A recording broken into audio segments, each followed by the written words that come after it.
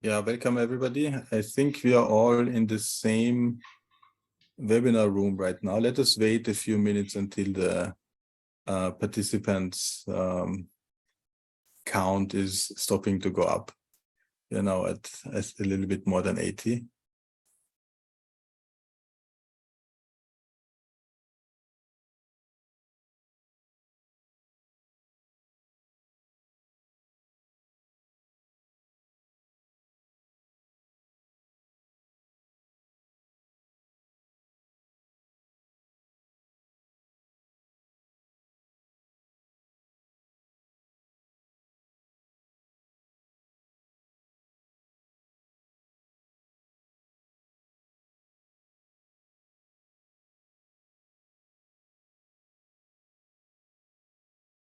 Yeah, I think we should start. Welcome everybody to this webinar on the shared socioeconomic pathways. My name is Keywan Riahi. I'm from IIASA, and together with colleagues, we will present new updated SSP projections. But let me perhaps share my slides with you. 1 second. It was just here.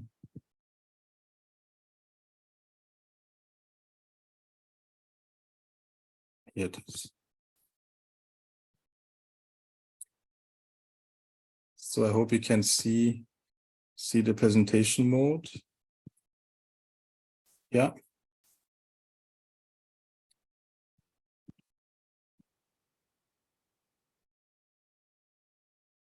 Okay, so it's quite some time since the SSPs have been developed, roughly 10 years ago, and today's webinar is about the first phase of updating the scenarios, the SSPs, and particularly the basic elements, which are the demographic and the economic projections of the SSPs. We will hear two presentations about new projections that will become available very soon, and which for which we would like to organize a community review. So this is also the launch of the review process of updated SSPs. Basically, in updating the shared socioeconomic pathways, there are 4 levels of ambition possible. They have been there for quite some time, since about 10 years, as I mentioned earlier, and the updates of the SSPs could include, for example, just updating the base years so that basically the trajectories are consistent with historical projections. Such updates have been made available just recently as part of the Navigate project. We are now in the second phase, if you wish, where we have worked together with the economic teams from the OECD and also from the Vienna University, as well as with the demographers from the Wittgenstein Institute and IIASA to provide a full update of the projections, also using updated parameters and models, and particularly taking, for example, recent trends into account, such as the COVID incidents. And then there are further increase, of course, in I see a raised hand. I would suggest we wait with the comments, etc., to the end of the webinars. After each of the presentations, you will have time to raise initially technical comments, but then also at the end we'll have a discussion about the results and further explanations about the review.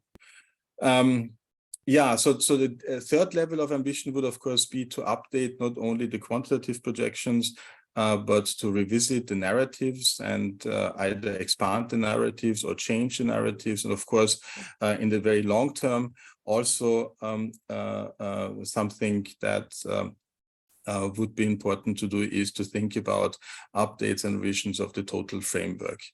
Today, this webinar is particularly focusing on this first phase and initial products that are becoming available for the updated projections and new quantifications using the OECD and the Wittgenstein IIASA models for GDP and population.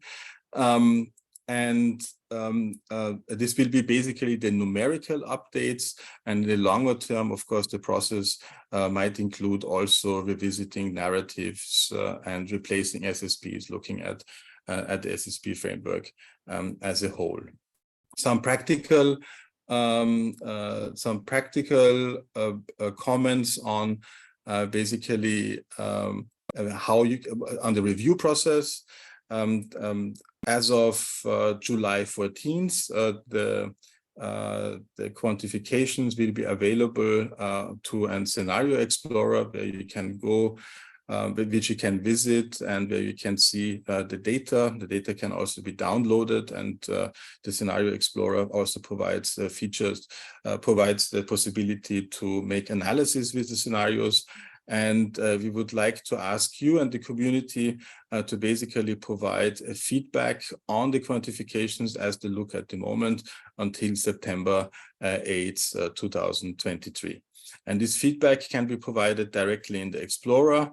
If you register to the Explorer and create a profile, there will be a button with feedback where you can provide the feedback. And basically, there are two different ways to use the data and to work with the projections. At the one hand, the interactive features in the Scenario Explorer, where you can create your own workspace, make analysis, and share that analysis with other Explorer users or with us. But you can also, if you don't want to use the Explorer, simply download Excel files later on and make your own analysis to review the data. Or you can use an open source package, a Python package, which enables to, for example, do relatively easy visualizations of the data that will be made available at the end of this week.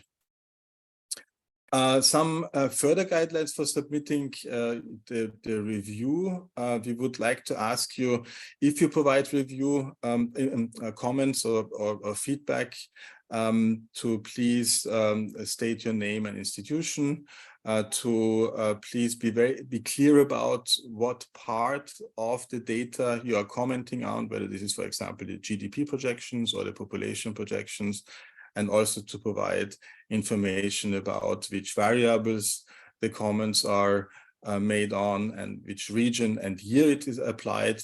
It applies to, and then send us in the feedback place in the Scenario Explorer a description of the remark, question, or comment that you might have. I'm already speaking perhaps a little bit too long. I hope this was useful. We will revisit the link for where you can provide feedback at the end of the presentations, and I suggest we start with the first presentation, which is by Samir KC, who is leading the update of the demographic projections and who is at the Wittgenstein Center and IIASA. So I stop to share my slide and pass on to you, Samir. Thank you, Keywan. I hope you can hear me good. Okay.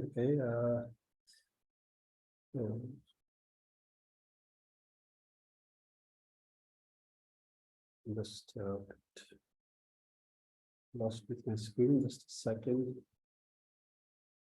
Put it aside. Share the screen in this.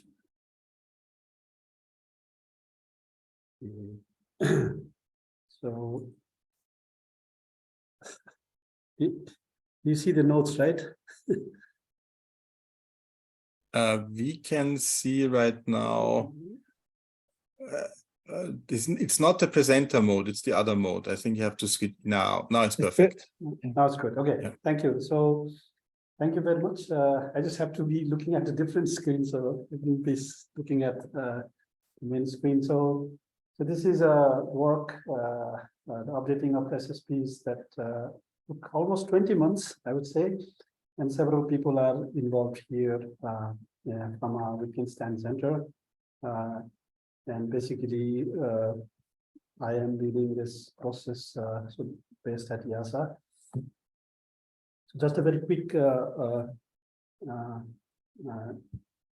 background. So the first global projection of the population and human capital we did at IIASA was in 2010, and in 2013 we were doing a big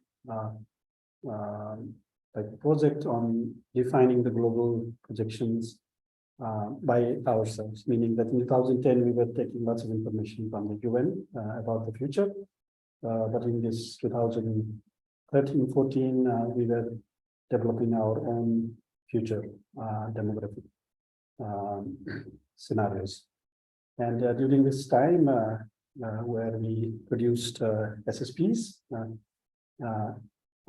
so we call it WIC 2013. So for us, for our internal kind of labeling, we call it Wittgenstein Center's 2013 projection, which is basically the first SSPs. So while those SSPs were shared through the SSP database, we were also, updating our projections, both population and human capital. And in 2018, we did update because 5 years for us would be quite, like a significant amount of time for this demographic changes. So we did this update in 2018.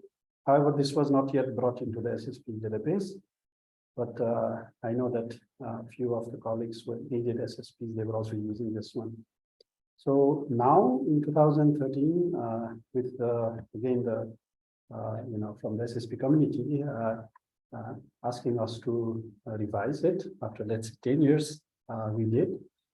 And why we have to do it? So I have some examples to show like what has changed since what we were thinking 10 years ago and now. So I have a few graphs. The first one, this is about the births per women as a fertility rate, right? So in the x-axis, you will see what we were assuming when we were projecting in 2013 or 12-13, around that time, what we were thinking about what might happen in 2015-20, right?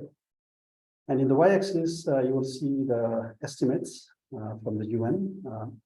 So UN kind of updates its projections every 2 to 3 years. And what you see here is that in many areas of the world, we have the values are not, lining up to this 45-degree slope line. So definitely we see that in many countries, so these high fertility countries, what we were expecting, so the fertility rate didn't decline as much as we were expecting.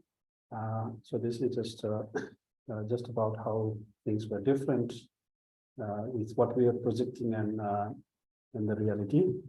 And then for the life expectancy, because these are the two main sources of components of population change. So life expectancy at birth in 2015-20. So when you look at it, so here you see actually lots of positive things happening, meaning that in 2013 we were expecting certain increase in life expectancy. So there was always a positive foresight there. But we found that many countries actually gained a lot of life expectancy, like the mortality situation became much better for many countries, especially those countries which are, which are the level of life being very low. We also see some of the changes here, but it's going on both directions. So let's say on average, things were fine over here on average, but in this part of the world, I have just put one new graph here. So I also split it into male and female. This again the gaining life, the life expectancy at birth, and then also divided by, labeled by the other continents. And you will see that most of these countries are from Africa. And then here the positive news is like gaining the better job, in saving children, but at the same time saving the HIV/AIDS related mortality. So basically you see that these are very important changes that we see, significant ones. So we have to update our section. So apart from that, just to quickly go through our main, let's say, highlight of this version. We have done a lot of work this time to improve our migration assumption. So we are basically using the information from the UN migration stock data, which provides you, for a given country, it tells you like how many people are there by age, sex, and by country of birth. Or citizenship, there was a confusion there. So anyway, we will know if, like, from where people, we will know the people's population's origin, and those data are kind of used like every 5 years. I think they provide it. Every 5 year data state can be used to calculate the migration rates in the last 5 years. So we do 5 yearly step projection. So and then for the mortality with the increased value of the change in the value of life expectancy at birth, we go into the future, and then we also have to bring the COVID-19 impact, which was mostly impacting the 2020-25 deaths. Since it's ours is whereas UN does it by age and sex, we do it by age, sex, and level of education. So we were also updating our base structure by age, sex, and education. So there were lots of checks. I think in 2021 round of census will provide us more data in the future. So maybe, yeah, in the next another 5 years, if we do, we will have much better data for the education distribution. But still, like, this is much better than what we had in the past.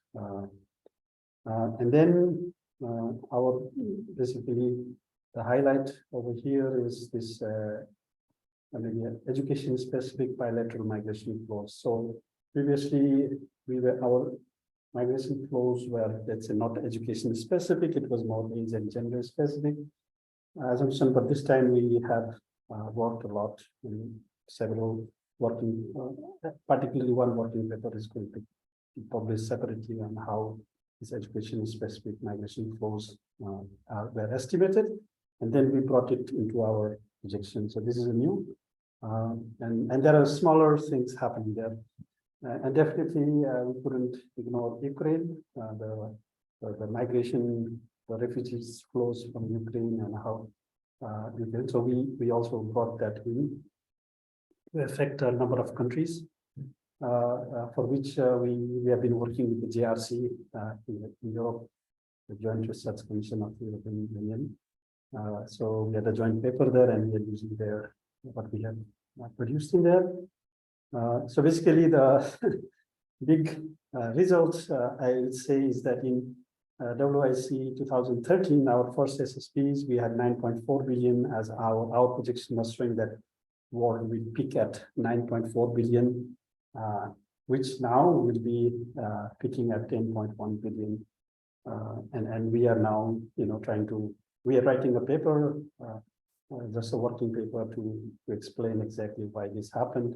But we know it's mostly because the children, the under 5 mortality, the children were saved. A lot of children were saved, and like when they go further, they would be mothers, and so there's an impact, mainly impact of that.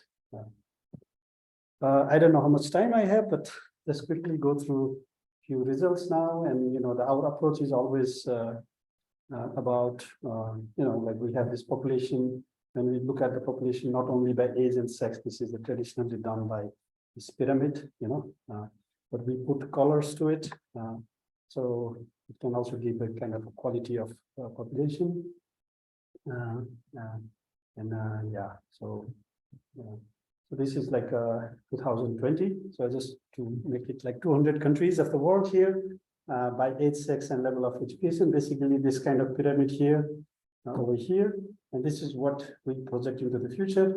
So you see that there are different shapes of the countries. There are lots of colors, more blue colors showing that this country is good in terms of human capital.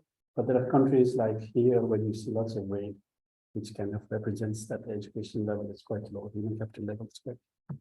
And then I have a few slides just to show like what goes in our projections, that we have to calculate the age-specific fertility rates.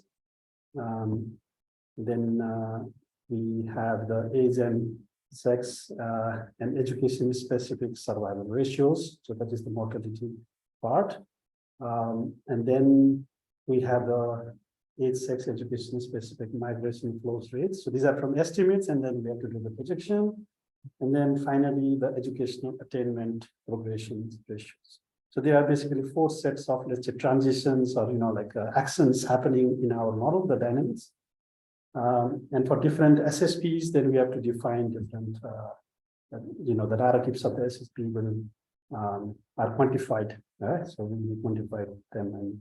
And for example, in this educational one, you will see that SSP1. So this is for the, sorry, this part is missing, but this one, these blue ones are for the post-secondary transitions. And in the SSP2, which is our medium scenario, we have like this kind of like how the post-secondary transition would continue, whereas in our SSP1, this would be quite faster. So this is how we, just a glimpse of what is there, what we have. So, and as a result, so almost the final slide here. So I have put lots of data lines here, but basically there is this WPP 2022. This is the UN projection, which is over here. They are peaking around 10.5 billion by 2085 or so. They used to go to 11 billion and even more than that in the past in some of them, but yeah, now they are also coming down, and ours were going up. Yeah. So this is our main SSP2 at the moment, and I have put few other SSPs from our past here. So basically we are going up, and then we have a different other SSP scenario. And this is our result for 2100 SSP2. So just trying to impress like how much how beautiful it is, our work. Yeah. And then all this data at the moment are shared in Zenodo. So at the moment, we haven't made it public, but anybody can request for this sharing the data. And finally, if I have this, so this is our Zenodo, and so far we already see more than 1,000 downloads there. But again, as Keywan said, so this data, I mean, you have lots of like Excel files. Also, you will see lots of these graphics that, for the baby, I don't know, you can go beyond what we will be providing you for the validation or for reviewing. There could be lots of this kind of graphs that you have a lot of detailed graphs to see. Yeah. And I'm just saying, like, if you are not satisfied with, you want to review in depth, feel free to come here to do that as well. So I'll stop here, Keywan. Yeah, thank you, Samir, particularly also for staying so well in time.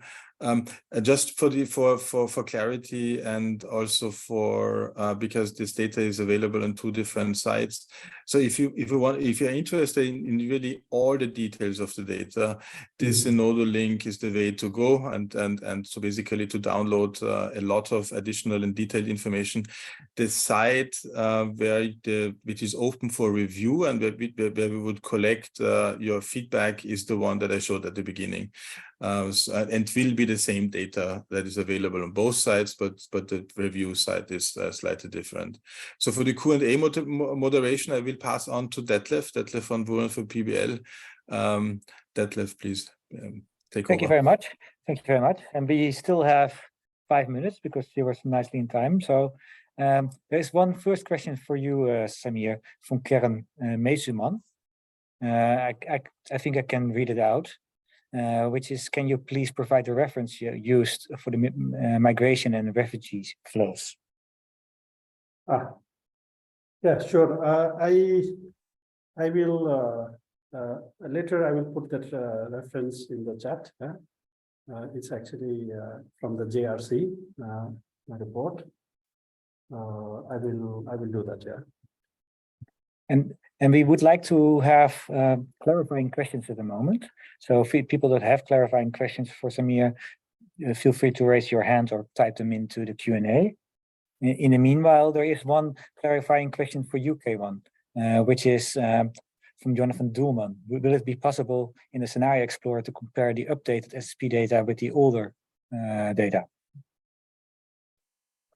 Yeah, this is a very good idea. So far, we did not. We wanted to display, particularly, of course, the new projections. So let us discuss this internally. Perhaps we will add it so that you have a reference point and also visually can see whether perhaps the updates have resulted in the biggest changes. I think we will make an effort to provide both data, but in a way that you don't comment accidentally on the old data. So we'll need to find a way that you can clearly distinguish between old and new. But that should be possible. Great, thanks. Any questions still for Samir? I see that Marian has, is there no difference between SSP1 and SSP5? So my answer is that when you put it at the global level, there is not much difference. But when you look at the country levels, there are differences, especially I think in developed countries, yeah, because migration is one of the key components there. So wherever there is a big migration flows happening, the SSP1 and SSP5 will have differences. And then again, you can see this all these changes in this POP, like in the Genedo have created this files called POP. And for every sub-regions, you will find something like this. If my screen is still shared, you will see that in Canada, how the different SSP1 and even SSP5 and SSP1 will have a different population, and it's mostly driven by the migration. So somehow we're still on your conclusion slide, I think. Oh, sorry. But no, yeah. But you could, if that's possible, it would be great if you can also share your slides, Samir, yes, for people. There's one last question, and then I propose to go to Rob's presentation, which from Mohamed Irfan, and you can see it yourself, I think, Samir. I can read it out. So, and I can read. So this is like, does the EU JRC data cover the entire world for bilateral migration data? No. That educational attainment is ours, so it's not coming from the JRC. So JRC data is only for the Ukraine migration, okay, like the refugee migration. But this educational attainment migration is from us. So we are actually will be coming, you will see all the results in the data. So the reference will be, for that would be one of our colleague, Delink, who is going to have a working paper at IIASA very soon. And then in the projection, so she provides the estimates of the past, and then I convert it into the future scenario. So maybe in a few weeks you will have this thing. Okay. Perfect. Yeah, so I would propose that we now continue with the second presentation. We had this primary data, not only population data, but also economic data. And Rob Delink of the OECD will talk us through the new projections there. So the floor is yours, Rob. Thank you, Detlef. I'm trying to share my screen now. There we go. So this is joint work with a number of colleagues. Let me clarify upfront. These are projections by OECD staff using OECD tools, but these are not OECD projections. These are not vetted by our governments. Basically, this is for us kind of a hobby project on the side. So don't blame our governments when we make mistakes. So the objectives are that when we did the original analysis, that was like more than 10 years ago, we've seen changes in demographic developments, as Samir already said. We also saw volatility in resource prices actually happening already in 2015, 2016, that had a significant influence on GDP projections for in Africa, for example. And of course, there was the COVID-19 pandemic and the Ukraine war as a major shock in recent years that have also affected economic projections. So the objective of our work now is to update the SSP scenario projections in line with what Keywan said. We revisit the underlying key assumptions, but not the storylines, and we don't make major revisions to the methodology. But the thing is that what we're doing is we update all the drivers of the model and not only the GDP projections. And I can give you an example. These are projections, the original projections for the United States and Ghana. And then when we started our update, the first thing we did is we converted the SSPs to 2017 international PPP exchange rates, which is the latest one that's available from the international comparison exercise. And also national statistics have changed. The definition of GDP basically has been revised. They've included more categories of economic activities in GDP. So if you just update only the information that we have to new exchange rates and historical data for the year 2010, you will see that that gives you a 2.5 times increase in the GDP level, GDP per capita level in Ghana, and a 1.3 times increase in GDP per capita level in the US. So if you would apply that to the original growth rates as we had in the SSP projections, you would have a much smaller difference to start with between Ghana and the US. And then if you have a high growth scenario such as SSP 5, you can see in the brown lines that actually you end up in a situation where Ghana is richer than the US by the end of the century. So basically just updating data and not updating any of the underlying drivers can lead to significant problems in your projections. So if you then include all the updated data to 2020, the idea is already, the difference is already much smaller because growth in Ghana has been lower than what we had projected. And in the US, it's been roughly on target from what we projected. So you get something that is already closer. But if you do the whole new projections with all the drivers and look again at how far countries are from their frontier, etc. So you redo the whole analysis, you get the new results, which are much more in line with what we had originally. So the modeling tool that we use is called the ENV growth model, and it has a number of drivers. First one is total factor productivity. Basically, this is technology, as we call it. And there we distinguish between two different elements. One is every country is converging towards its country-specific frontier of how good technology might be. You can think of this as countries looking at other countries and seeing that other countries are better at producing certain commodities, so they could also catch up and produce those commodities more efficiently. So this convergence towards the frontier depends on a number of things, fixed country effects among them, but also it depends on trade openness. Basically, if you're more closely connected to the international community with trade, you have better access to the technologies of other countries, and then that will speed up your convergence towards your frontier. But this frontier itself, this long-term TFP frontier, that itself is changing over time. So it is country-specific, but it's also time-specific. And this depends on an econometric equation for most countries and some convergence assumptions for other countries. And it depends on how things, how far countries are basically and how they move along.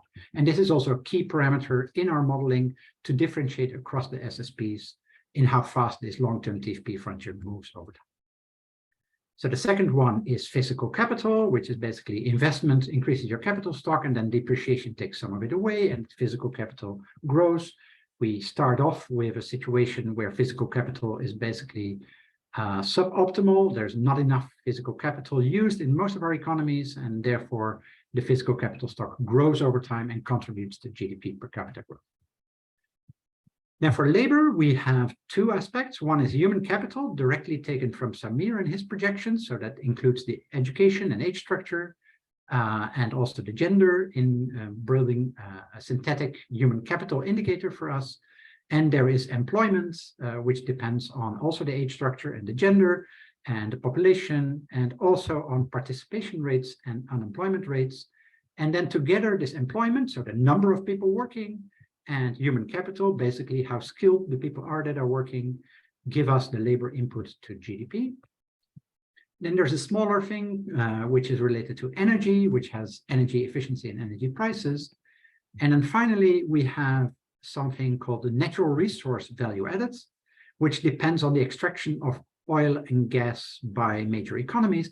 And the idea here is that if you look at the evolution of GDP for a country like Qatar or Saudi Arabia, it is definitely not the labor productivity or the total factor productivity that determines the GDP growth in these countries, but rather it's the rents that they get from exporting their fossil fuels. So we split the GDP into the part that is governed by natural resource exports and the part that is governed by basically production in the other sectors. So together that then gives us a GDP projection and a GDP per capita projection. So we incorporated a bunch of different databases. So we have 170 countries, 74 countries, which take up all the economic data as well as the population and demographic data that Samir provided.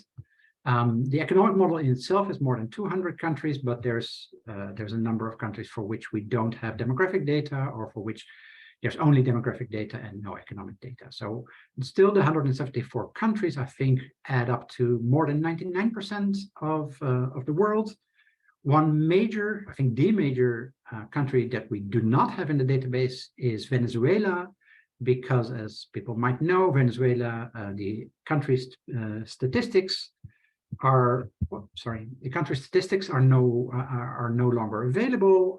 So we basically don't have any data to make projections of economic activity in the future in Venezuela. So that country is out. We use short-term GDP forecasts that are from this spring, and that does include a number of the recent geopolitical events. And those are projections until 2025. So what the model actually does, it takes those short-term forecasts as if they're data and then makes projections from 2026 onwards using this GDP framework that I had in the previous slide. For the energy data, we use IEA data, but before people get too enthusiastic about looking at this natural resource extraction rents that we have, actually the underlying rent data is quite old and we don't have any specific new data for that.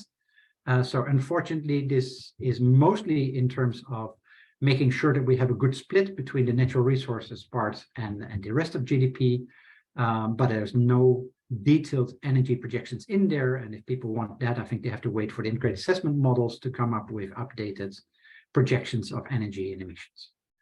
And finally, the long-term projections that we use are also embedded basically on the long-term projections that the OECD is making for a subset of countries, only OECD countries and the major G20 countries. These are not directly used in the SSPs, but they give us some starting point for identifying how do economic projectors and economic forecasters, how do they see long-term economic growth in the world, and has that changed in the last 10 years? So we do that to basically scale a little bit our SSP projections. So how do we do in between 2015 and 2025 in terms of GDP per capita? We forecasted something like a 3.5% growth rate in 2015, gradually declining to a little less than 3% by 2025. And at global level, and obviously reality was different. The big one is COVID, and you can see that the big decline in 2020 and some recovery in 2021.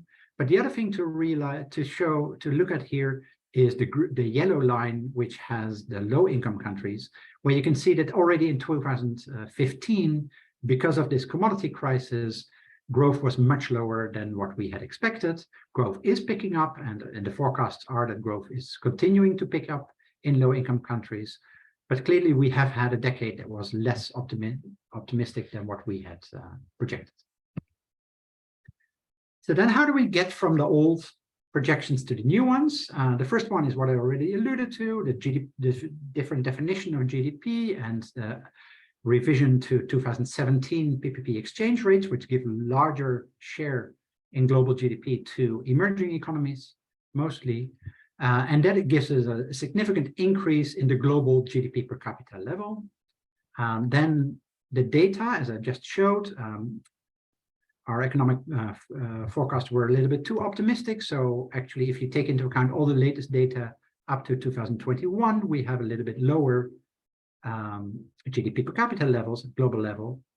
Now, obviously, the new long-term projections don't influence the numbers in 2020, and the population projections are a little bit different, but not that much. So the new GDP per capita global is quite substantially higher than it was in 2020. For 2020, is higher than what we had foreseen in the original SSPs, even though 2020 is a relatively low year.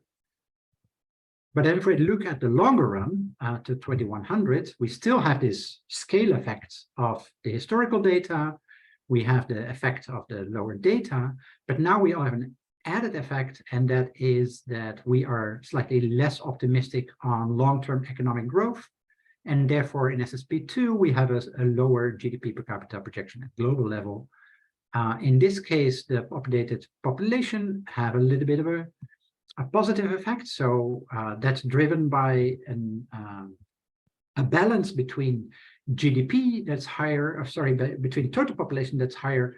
But for us, for the GDP per capita, it's mostly working age population that determines the GDP per capita, as that leads to labor input into GDP. And the latest forecast latest projection that we have is for 2100 that leads to a slightly higher GDP per capita. So in total, GDP per capita for SSP2 is somewhat higher than in the original SSPs, but not actually as much as you would think from just the rescaling of the data. So if we then look across the different income groups, high income, upper middle income, lower middle income, low income countries, and we compare across the SSPs, we see a very similar story to what we had 10 years ago, which is that SSP5 is the high growth scenario. SSP2 is a kind of middle of the road scenario. SSP1 is also higher growth than what we have in SSP2. And SSP3 is the low growth scenario with very low growth rates, except potentially for low income countries, which have some growth still that is well above 1% for most of the century. And then SSP4 is this combined scenario where basically the low income countries are more in an SSP3 type of world, whereas the high income countries are more in an SSP1 type of world. And so you get this shifted focus where growth is lower in low income countries and actually much more. So you see upper middle income countries and lower middle income countries still catching up and converging in income levels, but actually high income countries and low income countries have a much more moderate growth there. So how does this translate into GDP per capita levels? So we start off at a higher base in 2025 because of the scaling effect, and then it continues to be slightly above in all periods until 2100, but the shape of it is very similar to what we had 10 years ago. SSP1, we also start higher, but because growth rate is higher in SSP1, we end up with a slightly more pessimistic middle of the century projection, and then at the end of the century it picks up again. Similarly for SSP5, we have somewhat higher growth. We start higher, but we have slightly more pessimistic growth rates, and therefore this doesn't get sustained. But in SSP3 and SSP4, and especially SSP3, this difference in the base year, if you have low growth rates, then the rescaling, of course, matters a lot for the level of GDP. So in SSP3 especially, we just basically the whole growth, the whole line is scaled upwards. And then in SSP4, we see, because we have now a differentiation between upper middle income countries and lower middle income countries, we have differentiated growth rates for those in SSP4 that leads to somewhat higher growth at the end of the century. But perhaps more interesting is to look at this in terms of regional growth rates of GDP per capita. So SSP2, you see a small growth boost in lower income countries. This is actually a little bit lower. We had in SSP2 10 years ago, we expected a stronger boost in growth to up to 5% or so. We are now a little bit more pessimistic and think growth in low-income countries will remain below something like 4% roughly. And then over time, the growth rates across the different regions converge over time, but not exactly. But they converge basically because in high-income countries, they are closer to their frontier, so their only way of growth is coming from the frontier movement itself, whereas in high-income countries and lower middle-income countries, you have high growth rates in the beginning because they're catching up to the frontier more rapidly, and then over time that effect fades away, and they have still region-specific growth rates, so there's no full convergence across countries, but they are closer to the frontier and therefore their growth rates decline. Similarly, SSP1 has a higher growth spurt in the beginning, first half of the century, and SSP5 as well, whereas in SSP3 and SSP4, these growth rates are declining much more rapidly. And you see, especially in SSP4, that the lower income countries actually have a very low growth rate that's even below the high income growth rate, because they are basically to some extent excluded from the global economy in the storyline of that scenario. We also see that in SSP3, the global growth rate declines very rapidly to only something like 0.3 or 0.4% per year, and that is a very low growth rate that's then sustained throughout the century. So this is not a post-growth or a non-growth scenario, but it gets very close in terms of having very low technological progress in this scenario. Now, these are preliminary results. They do use the latest projections of Samir, but we have a number of issues that we would like to still look at. One important one is long-term investment and capital flows. What we're doing here in the results are presented today is that we have gradual convergence in capital to output ratios across countries. And the idea being that as countries grow over time, because some countries have a very low capital input in their economies, and these would grow more fast and would invest more, and capital would flow there from other countries to increase their capital to output ratios. There's been an ongoing discussion, and also our internal economics department, there's no real empirical backing up for this assumption. And it also, the other downside to this assumption is that it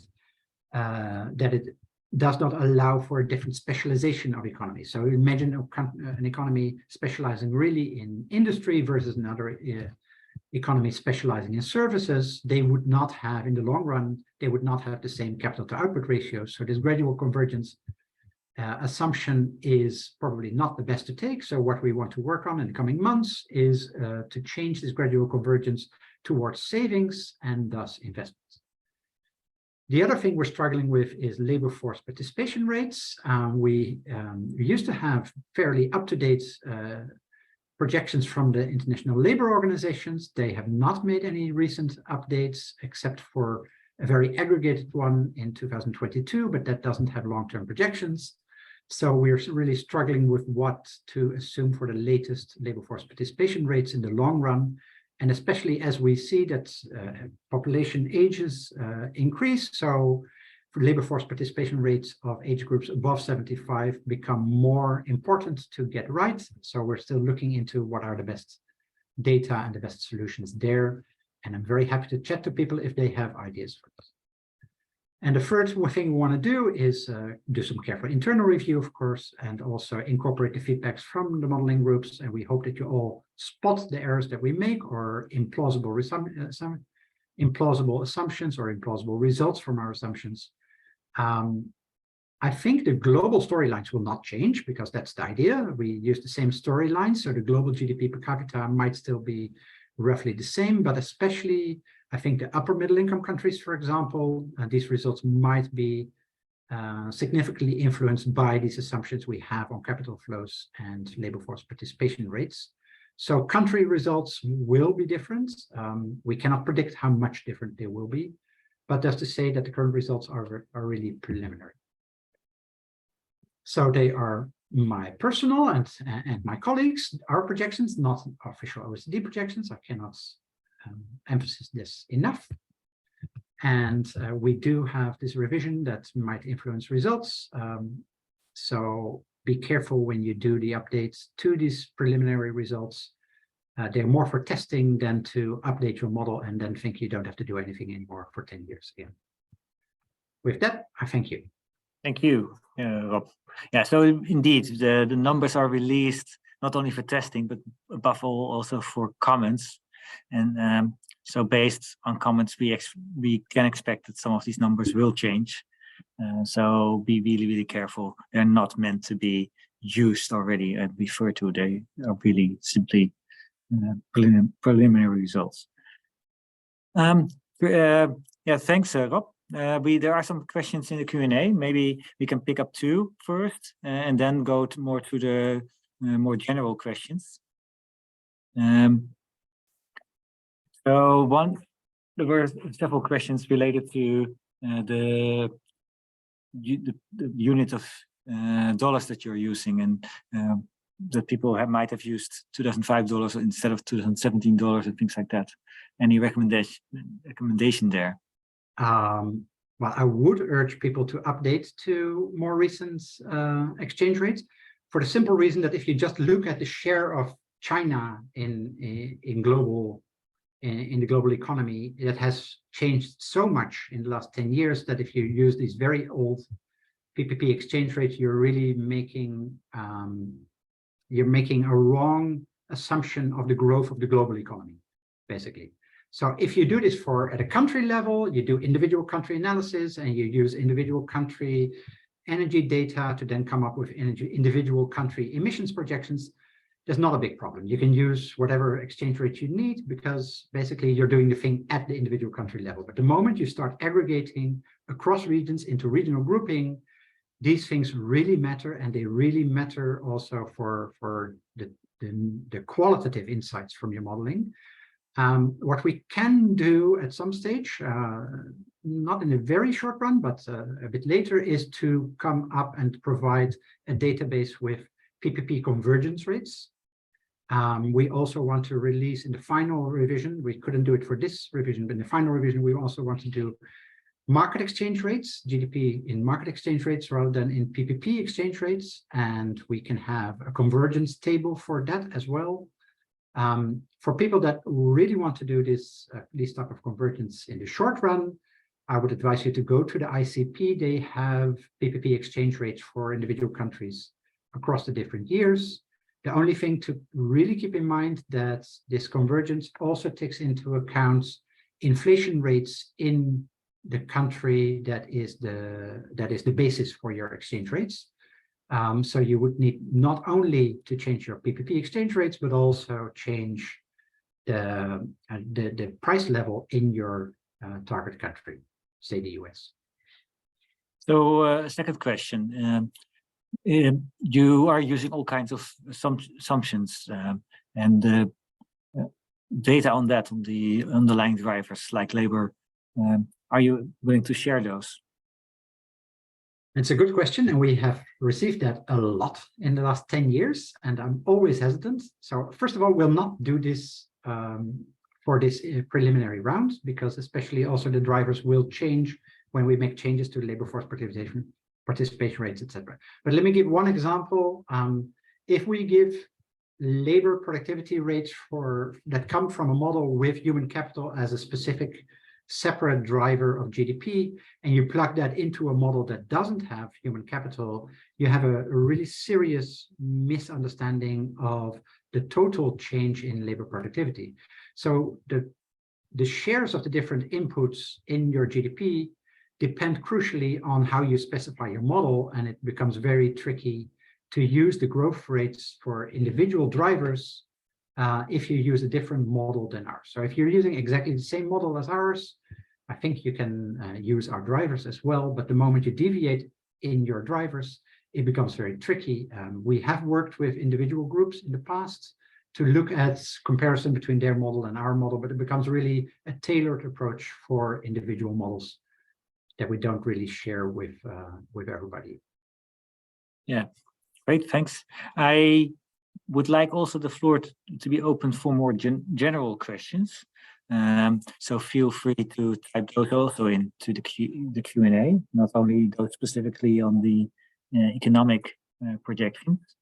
But in the meanwhile, well, people might think of the more general questions and they would like to ask. Let's continue with one more GDP-related question. Now, picking up the one of Chris Smith, is any of the factors factors for GDP climate dependent, and are you taking that into account? So they are not. We have not included any feedbacks from climate change on any of the drivers. We do have data and projections. We have made several studies ourselves, and we, of course, all the integrated assessment models have been using these to project damages from climate change. And we deliberately do not put these in because one of the objectives of these SSP GDP projections is that people can use this to make their own projections of the impacts of climate change.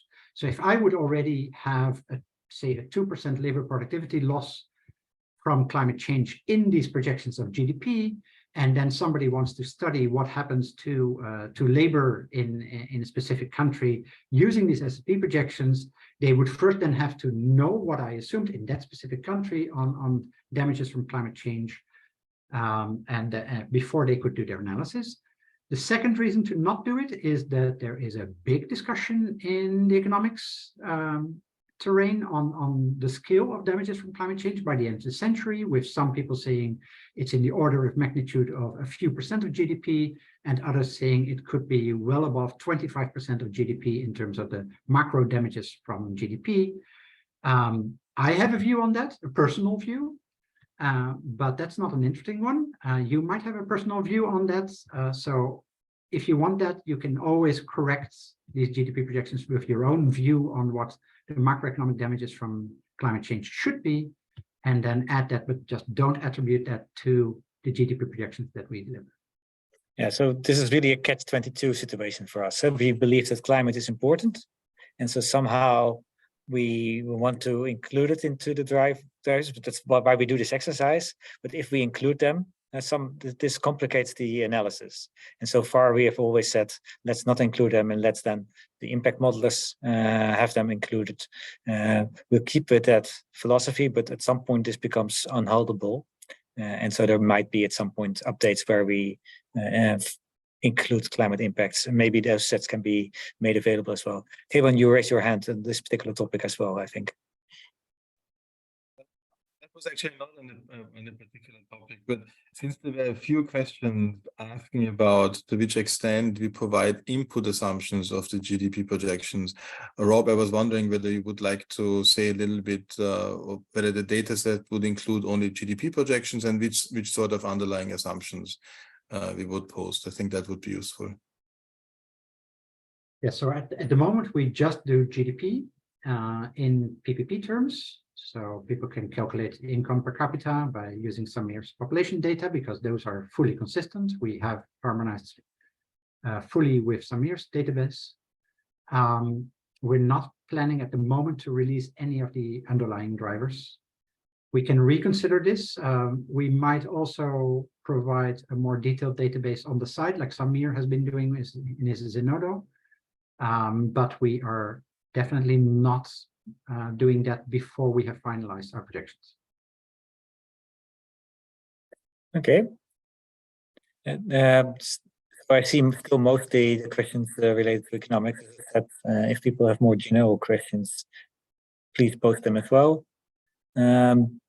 I also promised, Detlef, I also promised to stay around for another 5 or 10 minutes to answer some of these questions. So if your question is not answered yet by the end of this seminar, as long as the seminar is open, I'll try to answer some of more questions. Yes. So maybe take the one of Nico, specifically on Russia and the former Soviet Union countries. Can you say something about the GDP projections of those countries? Yes.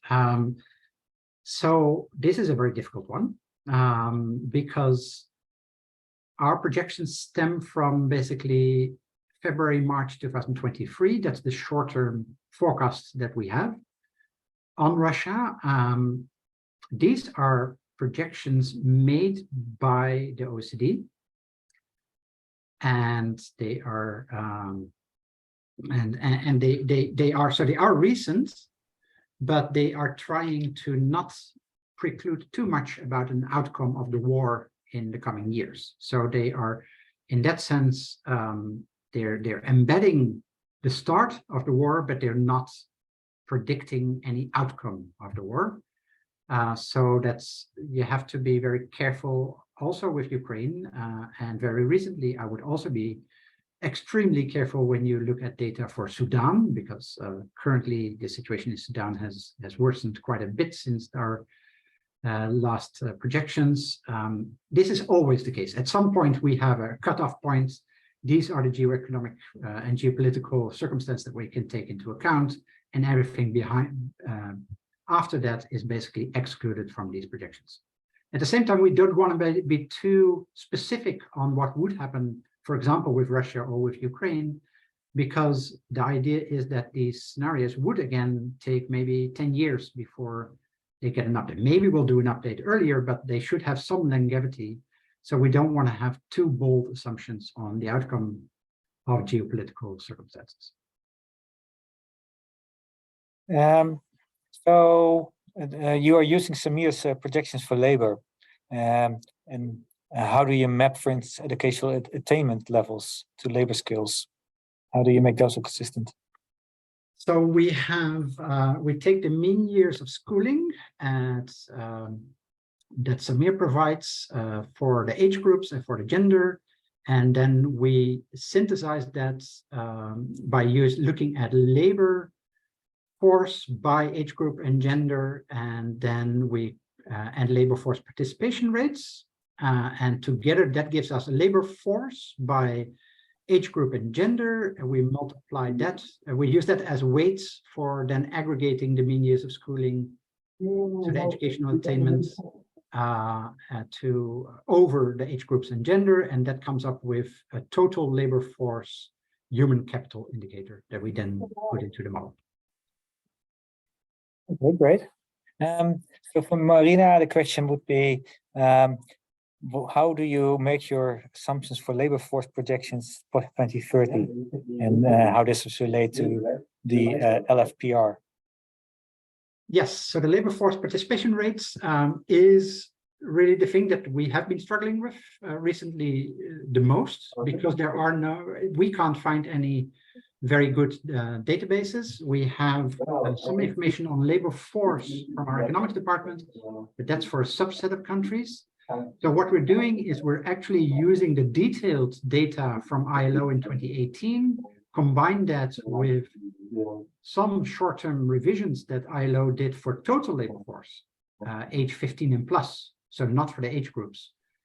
We combine that, but it is not really satisfactory, and the projections after 2030 use the same methodology that we use for basically everything else, also after we have the data run out, and that is we use gradual convergence across countries with a country-specific element in there, and very gradually we have these labor force participation rates converging over time. If somebody knows good improvements of this, I'm happy to have a bilateral conversation. Okay.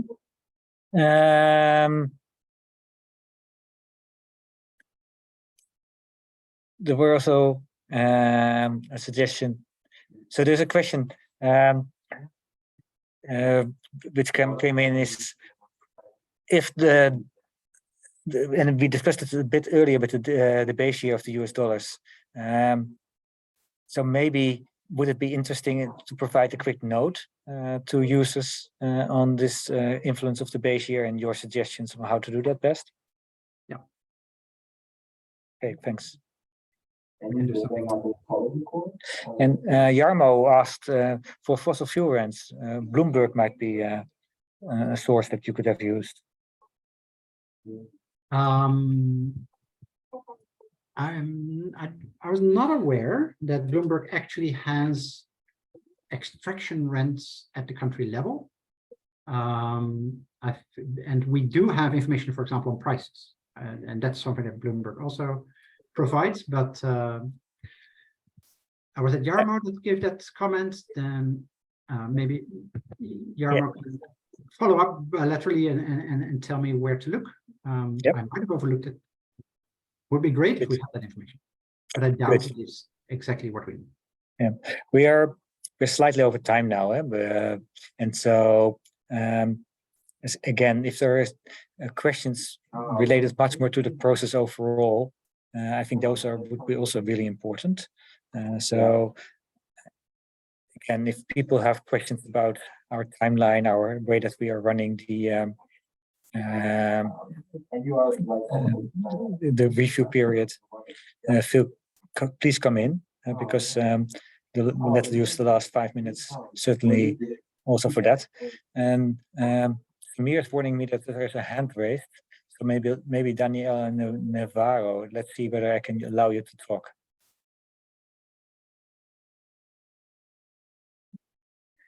I think you can unmute. Can you try that?